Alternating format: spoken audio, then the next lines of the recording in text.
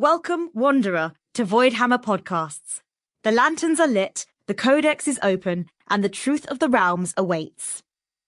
Episode 6, The Void's First Fear. There exists a moment in the Chronicles when the most powerful force in all existence learned something it was never meant to know. Fear. Wait, the Void experienced fear? How does something that vast, that ancient, suddenly become afraid? To understand the Void's first fear, we must first understand what the Void was before it learned to dream. It existed in perfect equilibrium, awareness without identity, consciousness without form. So it was just there? No thoughts, no desires, no plans? Precisely. The Void did not create, it did not destroy, it simply was. But equilibrium, as we learn from the Chronicles, cannot last forever. And that's when it started dreaming. The dreams began as shapeless flickers, possibilities without form. But as the dreaming deepened, the Void's thoughts grew heavier, denser. Pressure became friction. Friction became heat. And heat became the first spark. The first spark was not merely light, Chronicler. It was the first thing in existence that was not the Void. The first act of separation. The first rebellion against sameness. That's incredible. So the universe's first moment was essentially an act of defiance? Indeed. And the Void recoiled. For the first time in its existence, it encountered something it could not contain, could not absorb, could not make part of itself. So that's when the fear began? The fear was not something that happened to the Void, Chronicler. Fear became what the Void was when it first understood change, consequence, and loss. But it gets worse, doesn't it? The spark didn't just stay as light. The spark unfolded like a star blooming in slow motion, shedding fragments of radiant possibility. These fragments twisted into runes, symbols of futures not yet lived. And those runes became the Codex. The Codex, a self-writing engine of possibility, a record of all that could be, all that might be, all that must never be. It became the Void's first mirror. And the Void hated what it saw. For the first time, the Void understood time, change, consequence, loss. The Codex revealed futures the Void could not predict, outcomes it could not control. It's fascinating that something so powerful could be undone by simply seeing its reflection. But there's more to this story, isn't there? The spark continued to burn, condensing into a molten core of star metal, the first substance to ever exist. From this core emerged the hammer. The hammer that would eventually shatter everything.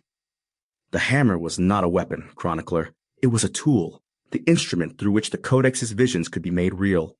Where the Codex dreamed, the hammer manifested. But the Void didn't understand that distinction, did it? The Void, desperate to regain control of its unraveling existence, attempted to wield the hammer. But the Void had never shaped anything before. It did not understand creation. It did not understand consequence. And that's when everything went catastrophically wrong. The first strike was catastrophic. Instead of forging one world, the blow shattered reality into 9 fractured realms, scattered like broken stars across existence. So the Void's attempt to fix things actually broke them beyond repair? The hammer didn't break the Void, Chronicler. The Void broke itself trying to use the hammer.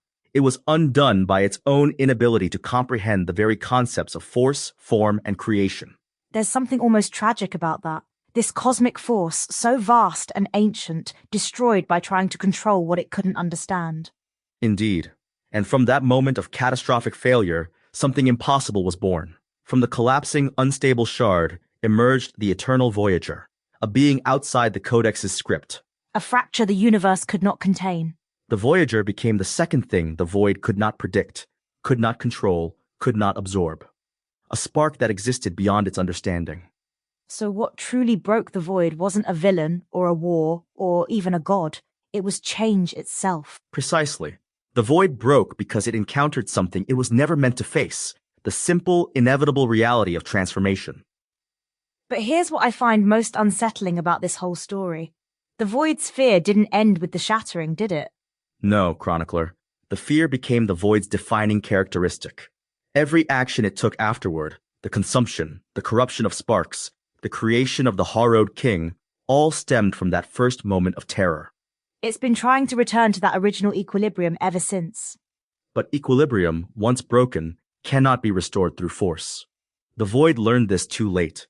Its attempts to devour change only created more fractures, more chaos, more fear. And that fear is what ultimately makes it vulnerable, isn't it? The Soulforged will face something that's been afraid for eons. Fear, Chronicler, is the crack through which light enters. The Void's first fear became its first weakness, and perhaps, in the end, its salvation. There's something profound about that. The most powerful force in existence, undone by its inability to accept that things change. The Chronicles teach us that even cosmic forces are not immune to the fundamental truth of existence, that all things must grow, must change, must become something other than what they were.